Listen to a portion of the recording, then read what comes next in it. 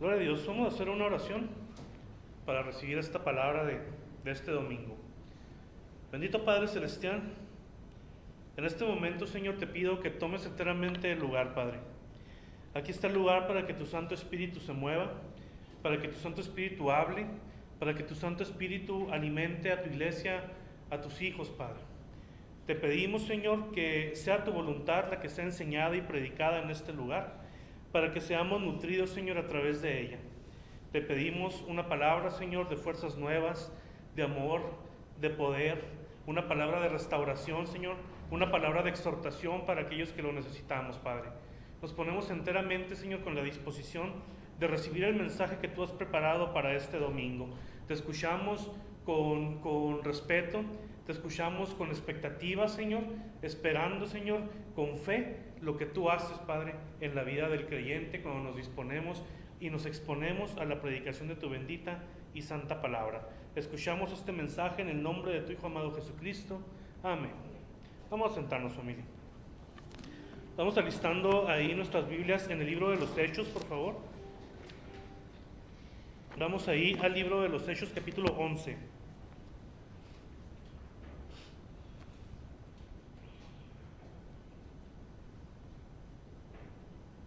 Libro de los Hechos, capítulo 11.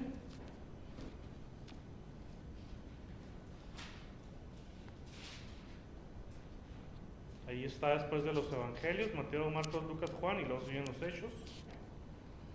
Hechos, capítulo 11, y vamos a darle lectura al versículo 19 en delante. Les doy un minutito más para que busquen la base bíblica. Hechos capítulo 11, versículo 19. ¿Estamos ahí? Amén. Gloria a Dios. Dice en el nombre de Cristo Jesús. Ahora bien, los que habían sido esparcidos a causa de la persecución que hubo con motivo de Esteban, pasaron hasta Fenicia, Chipre y Antioquía, no hablando a nadie la palabra, sino solo a los judíos.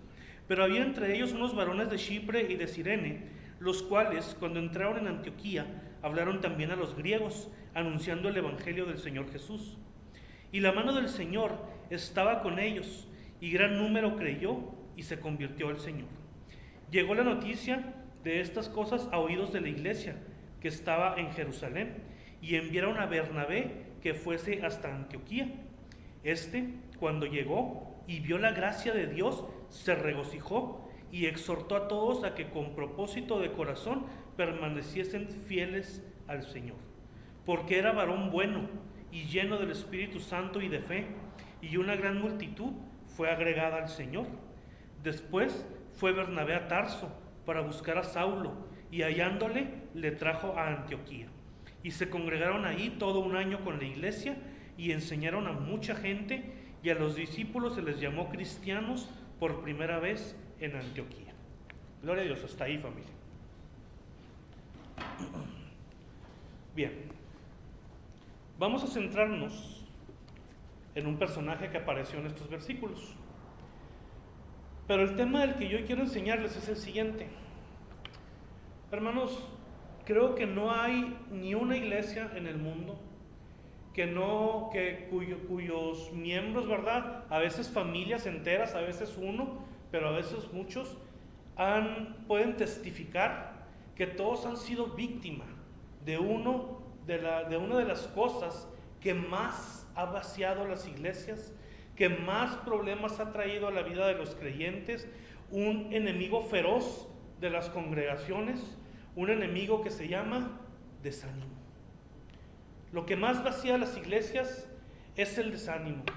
Hemos predicado en este lugar muchas doctrinas falsas, y mucha gente, a mí me ha tocado que me diga, bueno, pero si yo creo en tal cosa, aunque no sea cierto, aunque esté mal la doctrina, ¿qué daño me hace si yo creo en Jesús, creo en la Trinidad, creo en la base del Evangelio, creo que Dios resucitó a Jesús de entre los muertos, creo que soy salvo por Él, etcétera, etcétera? Entonces como que la base del Evangelio está bien, pero ¿qué pasa si yo creo, por ejemplo, que si doy el diezmo, Dios me va a dar mucho más? ¿Qué pasa, por ejemplo, si yo creo en eso de declarar mi sanidad física? ¿Qué pasa si yo creo, por ejemplo, en eso de declarar mi milagro? ¿Qué me pasa si yo creo que puedo yo atar demonios? ¿Qué me pasa si yo creo que yo tengo que hablar a lenguas a fuerza? Y la respuesta es muy sencilla, hermano. Ciertamente tú no te vas a ir al infierno por creer en el diezmo, no. Tú no te vas a ir al infierno por creer en declarar tu sanidad, no. Pero esta clase de falsas doctrinas, de falsas enseñanzas, definitivamente son utilizadas por Satanás para dirigirnos a esta etapa que es casi la muerte espiritual, que se llama desánimo. Desánimo. ¿Por qué? Porque una persona decide, ¿sabes qué? Yo voy a creer que si yo doy el 10% de mis ingresos, Dios me va a hacer rico. Y pasa un mes, y pasan 2 meses, y pasa un año, y lejos de ser rico tiene hasta broncas económicas. ¿Qué le va a ocurrir a esta persona? Desánimo. De repente alguien llega y te aconseja, declara tu sanidad, declara la sanidad de tu familiar que está enfermo. Y el familiar se muere a los 2 días. Y tú declaraste, y la persona no se sanó. ¿Qué va a pasar? Que va a llegar el desánimo. Declara tu milagro y tu milagro no llega. ¿Qué va a pasar? Que te va a llegar el desánimo. Ata a los demonios. Cuando alguien llegue y te quiere atacar y quiere atacar tu fe, tú en tu mente di, te ato, Satanás, y resulta que la persona te sigue atacando. ¿Qué va a ocurrir? Que vas a caer en el desánimo. Habla a fuerzas en lenguas. Si no hablas en lenguas, no tienes el bautismo del Espíritu Santo. Y tú tratas y oras y tratas de aprender las palabras que escuchas y no logras hablar en lenguas y terminas desanimado. Hermano, tenemos que entender que Satanás no quiere asustarte. Satanás quiere desanimarte. Satanás no está interesado en que tengas miedo. Satanás está interesado en que estés desanimado de seguir a Dios. Y hermano, así como el desánimo mata, el ánimo da vida. Da vida a un proyecto, da vida a un plan. O en este caso, como lo vamos a enseñar, puede dar vida a un gran ministerio. Te voy a poner unos ejemplos del mundo, de cómo el ánimo realmente afecta la vida de las personas, o el desánimo en su caso. Se dice, por ejemplo, que allá hace muchos años hubo una persona que empezó a vender comida y no le iba muy bien, y empezó a batallar económicamente, y su negocio de comida no daba frutos, no le iba bien, batallaba, estaba en números rojos, era más lo que invertía que lo que vendía. Entonces, hermano, empezó a batallar. Y él dijo, no, yo no me voy a dedicar a esto. Hasta que llegó una persona, no sé quién, y le dijo, no te desanimes, tu producto es bueno, vamos a meterle publicidad, vamos a trabajar, pero anímate. Y esa persona que estuvo a punto de aventar su negocio de comida, hoy es conocido como el Coronel Sanders, dueño de la cadena de pollo Kentucky. Hubo también otro hombre que le dijeron, tú no tienes talento para nada. Creo que hasta lo expulsaron de la universidad porque no era bueno, porque le decían en la universidad, tú no tienes ingenio, tú no tienes talento. Y se fue a la cochera de su casa, una cochera como esta, y empezó a trabajar en bocetos y en cosas por su cuenta, y ese hombre se llamó Walt Disney. El imperio que es ahorita Disney es una cosa impresionante, ya cuando el Señor ya está incluso muerto, y su legado sigue y sigue y sigue y sigue. O hubo otra persona que fue también rechazada por universidades, una mujer que le dijeron, no, tú no sirves, que le atacaron con desánimo hasta que llegó X persona y le dijo, sigue adelante, sí tienes talento, échale ganas, yo estoy contigo, te voy a echar la mano, pero sigue adelante. Y esa mujer fue J.K. Rowling, la autora de los libros más exitosos, quién sabe por cuánto tiempo, que son la saga esta de Harry Potter. Personas que pasaron a la historia, personas cuyos nombres son reconocidos, personas cuyos nombres se conocen en todo el mundo, pero que lograron su éxito por su talento, pero porque hubo una persona que llegó y le dijo, échale ganas, sigue adelante, no te desanimes. ¿Cómo se llama esa persona? No lo sé. No lo sé, hermanos. Pero hoy vamos a aprender de un personaje que yo no sé qué tanto se predique, de un personaje que realmente no es de los que está junto con los apóstoles, como se predica de Pablo, de Pedro, de Juan, de los que escribieron cartas en el Nuevo Testamento o libros, no, pero su labor fue motivar grandes ministerios. Este hombre del que vamos a hablar tenía un don para animar a las personas, y era un don que provenía definitivamente de Dios. Su nombre original era José. ¿Ustedes saben qué significa el nombre José? El nombre José, que lo podemos aplicar también para el carpintero, ¿verdad? El esposo de María, o desde el Antiguo Testamento aparece también un personaje llamado José. El nombre José significa simple y sencillamente buena persona, un buen tipo, un buen hombre, que no le hace daño a nadie, honesto, que es una buena persona. Eso significa José. Pero este José, su nombre fue cambiado y lo conocemos en el Nuevo Testamento como Bernabé. Y ese nombre de Bernabé, el nombre que Dios le puso, significa hijo de consolación. El nombre Bernabé significa hijo de consolación. Ahora vamos a ver un poquito la historia de lo que ocurre aquí. El apóstol Pablo, ¿quién no conoce al apóstol Pablo? ¿Cuánto no hemos predicado del apóstol Pablo? De lo que pasó, de la persecución, de todas las cosas que le ocurrieron. Naufragó, estuvo preso, lo torturaron, lo amenazaron, lo corretearon, le pasó de todo, y aún así fue el autor de la gran mayoría del Nuevo Testamento, cartas llenas de la gloria de Dios, que hoy aquí están todavía en la palabra, gracias a Saulo de Tarso, que se convirtió en el tremendo apóstol Pablo. Todos lo conocemos. Pablo se había convertido al Evangelio, pero si recuerdan quién era Pablo antes de ser el apóstol Pablo, era un asesino, un perseguidor de la iglesia, un sicario, un hombre cruel, un hombre duro, un hombre al que muchos le temían. Entonces aquí estaba pasando un problema. Sucede que Pablo se había convertido, y Pablo se convirtió, él no anduvo con tintes medios. Él, cuando se convirtió, entregó su vida entera a Dios. Lo sabemos a través de la Escritura. Pero, hermano, imagínense en aquel entonces, la iglesia de Jerusalén le decían: ¿sabes quién va a venir a predicarte? ¿Quién? Saulo de Tarso. Y todos los creyentes decían: este desgraciado va a venir a querernos mochar la cabeza.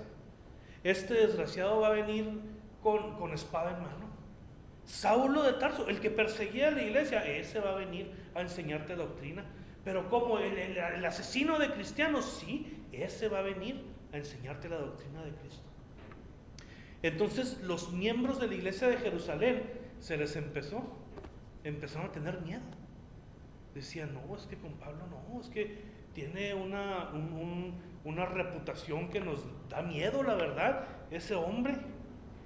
Y cuando Pablo se enteró de eso, ¿qué creen que le empezó a ocurrir? Desánimo. Decía: sí, Señor, yo sé que yo me convertí, yo sé que te amo, Jesús, yo sé que creo en ti, yo sé que ya no soy la misma persona, pero ellos no lo saben. Y tú me has levantado para predicarles a ellos. No me van a escuchar. Se me hace que hasta aquí llegué, Señor. Pero de repente aparece un hombre en escena, un hombre que se llama Bernabé, y que creó una conexión entre los creyentes y entre el apóstol Pablo. Entonces llega Bernabé y habla con los creyentes y les dice: no, ¿qué no saben en qué Dios están creyendo? El mismo Dios que ha derramado gracia en esta iglesia, el mismo Dios que ha salvado sus vidas, el mismo Dios que los ha transformado a ustedes y a mí, es el mismo Dios que transformó a Saulo de Tarso y hoy se llama Pablo, el apóstol de Jesucristo. Y Bernabé enciende el ánimo de la iglesia y enciende el ánimo del apóstol Pablo, y se crea una conexión muy bonita en la que Jerusalén recibe con los brazos abiertos al apóstol. Entonces de repente, hermanos, se forma una nueva iglesia en la ciudad de Antioquía, formada por personas que estaban, hermanos, temerosos por la gran persecución. Ellos a veces ya no predicaban porque ya tenían miedo de la persecución tan grande que estaban padeciendo. Y dice la Escritura que Bernabé fue enviado a esa iglesia para animarlos. Y Bernabé llega a Antioquía y les dice: nuevos creyentes, yo vengo a que enciendan el ánimo. Bernabé, ¿la persecución se va a acabar? No. Bernabé, ¿los problemas ya se van a acabar? No. Bernabé, ¿tú vienes a traernos soluciones para todos los que nos odian? No. Dice la Escritura que Bernabé llegó y que los exhortó y que los animó a permanecer firmes en el Señor. ¿Y saben qué? Lo logró. Bernabé fue a buscar a Pablo, dice la porción que leímos. Lo lleva a Antioquía, una iglesia nuevecita. Y dice la Escritura que duraron ahí 1 año enseñando a esa iglesia. Pablo enseñaba, porque ¿quién era el que traía la doctrina directamente de Jesús? Pablo. ¿Quién era el que Jesús resucitado se le había aparecido para enseñarle el evangelio? Pablo. ¿Quién era el que había sido enviado, que es lo que significa la palabra apóstol, a levantar iglesias, a formar líderes, a predicar el evangelio? Pablo. Pero ahí estaba también Bernabé. Y Bernabé predicaba, por supuesto, enseñaba, claro, dice la Escritura que los dos lo hacían. Pero el don de Bernabé era: anímate, iglesia, anímate. Hay persecución, sí hay persecución, pero permanece fiel y firme en el Señor. Bernabé fue de verdad, como su nombre lo indica, un hijo de consolación para Pablo y para iglesias enteras. Familia, Pablo tuvo un ministerio. Su conversión fue impresionante. Convertirse de Saulo de Tarso, el asesino, a Pablo, el apóstol de Jesucristo, fue una conversión increíble. Era un gran maestro. Pablo fue un apóstol usado por Dios definitivamente, autor de la gran mayoría del Nuevo Testamento, formador de iglesias, preparaba líderes, levantaba pastores. Pero detrás de este gran ministerio hubo un hijo de consolación que lo llenó de ánimo, que se llamó Bernabé. Y analizando, hermanos, la vida de Bernabé, yo quiero compartir contigo 3 consejos muy sencillos. Probablemente esta enseñanza sea corta. ¿Por qué? Porque no es mucho lo que la Biblia nos habla de Bernabé, pero lo que nos habla nos va a edificar, nos va a exhortar, y estoy seguro que su nombre, a través de la predicación, todavía sigue dando ánimo a la iglesia. Analizando la vida de Bernabé, yo quiero compartir contigo 3 consejos e inicio con este primero. Primer consejo: no busques el ánimo, familia, en lugares equivocados. Hermanos, Bernabé jamás le enseñó a la iglesia que la persecución iba a terminar. Nunca le enseñó eso. Y era lo que a la iglesia de Antioquía más le preocupaba. La iglesia de Antioquía se había formado por un grupo de personas que habían andado esparcidos, hermano, y que así en pequeños grupos llegaban los imperios a perseguirlos para que dejaran de predicar lo que estaban predicando. Entonces estos eran nuevos creyentes. Claro que cuando te conviertes a Cristo, cuando te enteras de que hay un Dios superior a ti, cuando te enteras de que el mundo terrenal que tú conoces no es todo, sino que hay algo más, es emocionante, es motivador, te emocionas. Es lo que hemos predicado anteriormente como el primer amor. Ese momento en el que tú quieres todo con Dios. Ese momento en el que Dios se convierte en el centro de tu vida. Ese momento en el que estás emocionado, exhortado a seguir adelante. Así estaban estos creyentes de Antioquía. Pero llega la persecución, llegan los problemas, llegan los mártires, llegan las amenazas de muerte. Llegan a decirles: ¿sabes qué? O niegas a Jesús o mata a tu hijo. O niegas a Jesús o mato a tu esposa. O niegas a Jesús o a los 3 les voy a dar. Niños de 5 años perdieron la vida en el Coliseo. Familia, entonces era grave, era duro lo que les estaba pasando. Y le dicen: Bernabé, ¿se va a acabar la persecución? Y no, Bernabé nunca predicó eso. Bernabé jamás le enseñó a la iglesia que todos serían sanados de sus enfermedades. Bernabé jamás le enseñó a la iglesia que declararan riqueza económica, que porque iban a agarrar sueldazos y mucho dinero porque Dios es el dueño del oro y de la plata. No.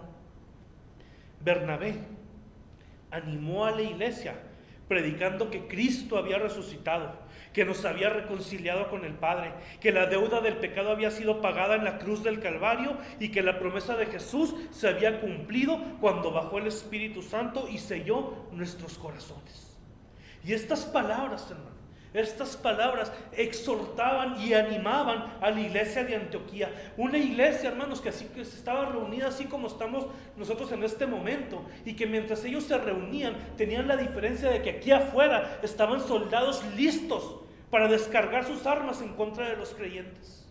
Y ellos se encerraban a gozarse en la presencia de su Dios. Y con enemigos allá afuera, persiguiéndolos, con espadas, con rifles, con armas, buscándolos para matarlos, para quitarle la vida. Bernabé hacía uso de su don para animar a la iglesia.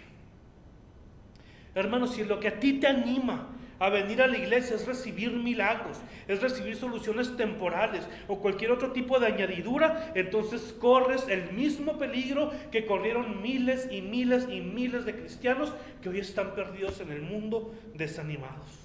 Y en cualquier momento terminarás fuera de la iglesia, extraviado de los caminos de Dios. El ánimo genuino, el que no se apaga, es el que nace de la verdad del evangelio, y es lo que yo te predico aquí.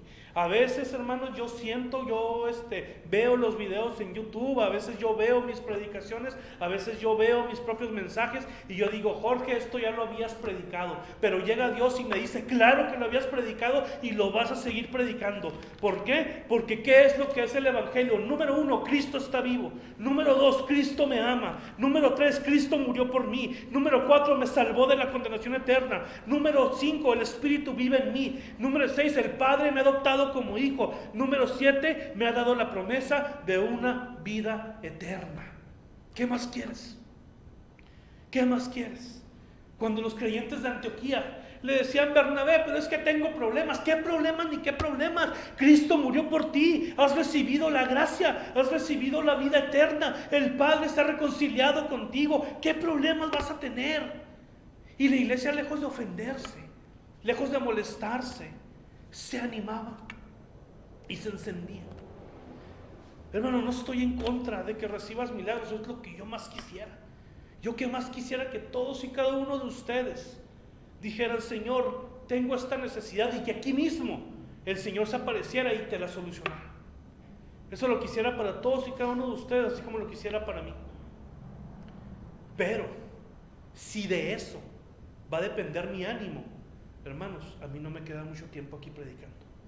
Si mi ánimo lo voy a enfocar en milagros, en sanidades, en soluciones temporales, en dinero, en relaciones humanas, aquí no me queda mucho tiempo predicando.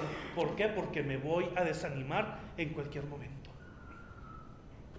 Enfoca tu ánimo. ¿De qué depende tu ánimo? No busques el ánimo en lugares equivocados. El ánimo, el corazón encendido de la iglesia de Cristo está en la resurrección de Jesús, en la cruz del Calvario, no en las añadiduras, sino en el reino de Dios y en su justicia, como dice la misma palabra de Dios. Consejo número 2, hermano que estás aquí, el segundo consejo es: está al pendiente de alguien que está en desánimo. Bernabé vivía al pendiente de cualquier creyente que caía en desánimo, familia. El mismo Pablo es un ejemplo de ello. Y es que a veces cometemos el error de ver nada más la parte en la que Dios obra. Porque, por ejemplo, Dios obró en Pablo. Con Pablo vio milagros. Pablo fue salvado del naufragio. Pablo lo mordió una víbora ahí en la isla donde naufragó y no le pasó nada. Pedro ocasionó avivamiento en Pentecostés. Juan escribió el Apocalipsis siendo ya muy anciano. Todos vieron milagros. Entonces es muy bonita esta parte. Pero, hermanos, todos ellos eran seres humanos y todos ellos atravesaron por desánimos. Pero Dios siempre levanta hombres y mujeres que tengan el mismo don que Bernabé, que a lo mejor no tengan un ministerio, que a lo mejor no aparezcan en la publicidad de eventos cristianos, pero que tienen un don igual de importante e igual de valioso que tenía Bernabé. A lo mejor todos decían: va a venir Pablo, el apóstol, el que sabe la doctrina de Cristo, el que trae un testimonio. Imagínense qué bonito debe haber sido, ¿no, hermanos? A ver, que el apóstol Pablo te dijera, ¿sabes qué? Mañana voy a ir allá a la iglesia y el Señor me ha dicho que no voy a ir a enseñarte doctrina, voy a ir a compartirte mi testimonio. ¿Tú lo hubieras valorado? Claro que sí, porque el testimonio de Pablo era hermoso. Pablo, imagínate predicando, hermanos, yo era así, yo era así, yo era de esta otra forma, pero de repente el Señor se me apareció dejándome ciego, si no fuera porque Dios usó a Ananías para que yo recuperara la vista, y en ese momento yo perdí la vista, pero mi corazón fue cambiado, y a partir de entonces decidí consagrarme al Señor, y luego el Señor se me vuelve a aparecer para enseñarme la doctrina, y para mandarme a enseñarle a los gentiles, y en todo ese testimonio, hermanos, ¿cómo estaríamos nosotros? Yo estaría con la boca abierta. Yo estaría agradecido con Dios de que Pablo me compartiera ese testimonio tan bello.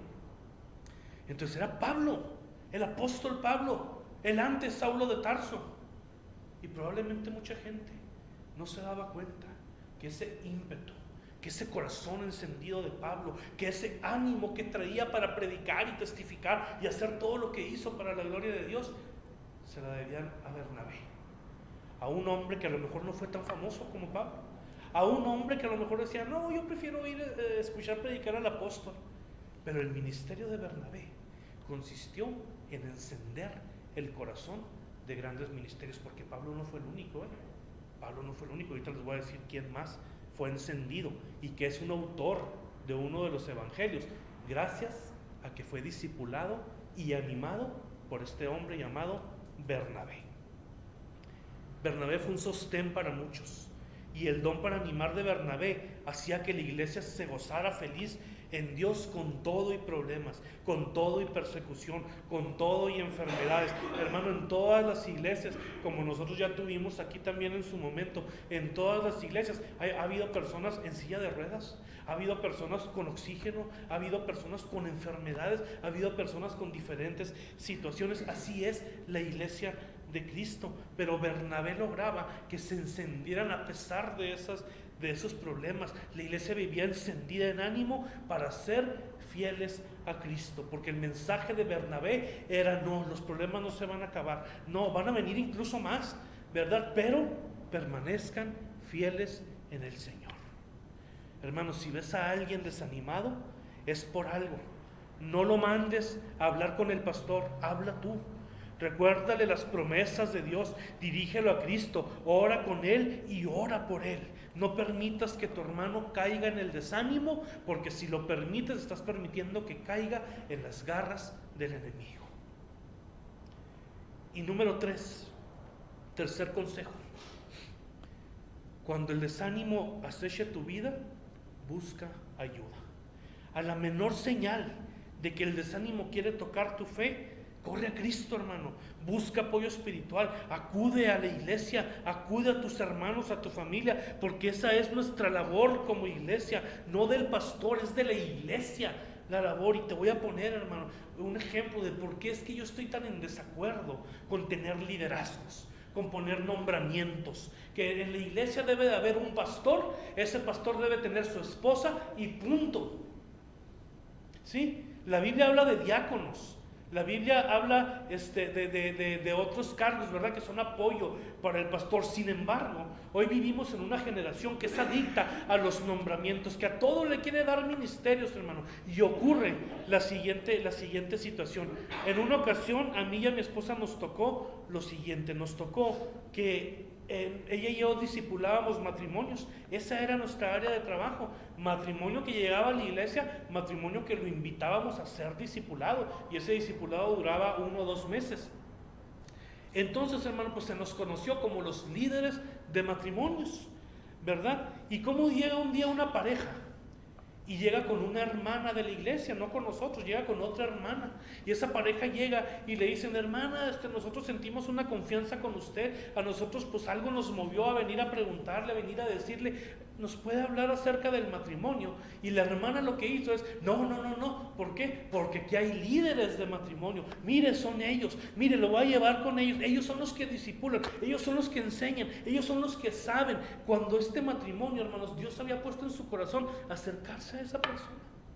Y esta persona, lejos de decir, ¿sabes qué? Yo no soy maestra, yo no soy esto, pero claro, vamos a orar por ti. Claro que lo poco o mucho que sé, te lo comparto. Vamos a juntarnos, vamos a motivarlos a que sigan adelante y a que lleven un matrimonio conforme a la voluntad de Dios. No, hermano, ella lo que hizo fue aventárnoslo a nosotros, a estas personas, y estas personas no sentían por nosotros lo mismo que sentían por ella. Entonces vinieron como que obligados, como que fríos, como que no traían confianza. Y hermanos, nosotros después le dijimos a esta persona, le dijimos, cuando una persona llega a pedirte ayuda, tú puedes dársela porque tienes al Espíritu Santo. Tú puedes hablar palabra, tú puedes orar por las personas. Eso de que, ay, no, te voy a llevar con el pastor para que el pastor ore por ti. Pues sí, oro, hermanos, pero tú ora también por las personas. Dios no obra más en pastores, Dios no obra más en ministerios. A nosotros nos tiene y nos ha levantado para predicar la palabra con una función dentro de la iglesia, pero no quiere decir ni que estemos más cerca de Dios, ni que Dios nos escuche más, ni que nuestras oraciones valgan más. Absolutamente nada de esto, hermano. En cuanto a oración, en cuanto a intercesión, en cuanto a orar por un enfermo, el mismo poder que está en mí es el mismo poder que radica en ti, seas pastor o no seas pastor. Amén. Entonces, hermanos, busca ayuda, entiende lo que es la unidad de la iglesia. Oremos unos por otros, animémonos unos a otros. Esto no es cuestión de cargos. Muchos creen que el pastor es el que debe orar por todos y dar ánimo a todos, pero si esto fuera así, hermano, yo te pregunto, entonces ¿quién anima al pastor? Entonces ¿quién ora por él? Eso lo hacían los hombres como Bernabé, porque había mucha gente, hermano, que creía así, que decían, el apóstol, impóngame manos, apóstol, ore usted por mí, apóstol, enséñeme usted, apóstol. Pero cuando Pablo caía, cuando Pablo su ánimo se iba para abajo, porque hubo varias ocasiones, no fue nada más una, hubo varias ocasiones en las que el ánimo del apóstol Pablo se fue para abajo. Y si esto fuera así, de que los pastores o los apóstoles son los que tienen que orar por todo, entonces yo pregunto, ¿quién ora por ellos? ¿Quién nos enciende?